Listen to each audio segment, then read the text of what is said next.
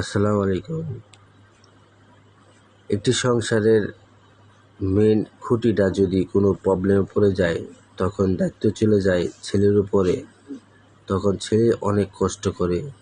এই ছেলেটা সংসারের হালটা ধরতে হলে তখন তার পড়াশোনা সব কিছু ফেলে দিয়ে চলে যেতে হয় তার বাবার কাজে। তখন সে এই কাজে নেমে পুরা সংসারটার দায়িত্ব নিয়ে থাকেন। বাবা চিন্তা করতো কিছু খেতে হলে যে আমার ছেলে মেয়ে কষ্ট করবে, ঠিক ওই সময় ওই ছেলেটাও কষ্ট করে। এখন যদি আমি কিছু খাই, ভারী কিছু খাও, তাহলে আমার বাবা ফ্যামিলিতে কষ্ট হবে। হালকা পাতলা কিছু খেয়ে আবার চলে যান তার নিজের কর্তব্যে কাজে। সে কাজে থেকে চিন্তা করে যে এখন কত টাকা হলে আমার বাবা মা ভালো থাকবে, বোন ভালো থাকবে।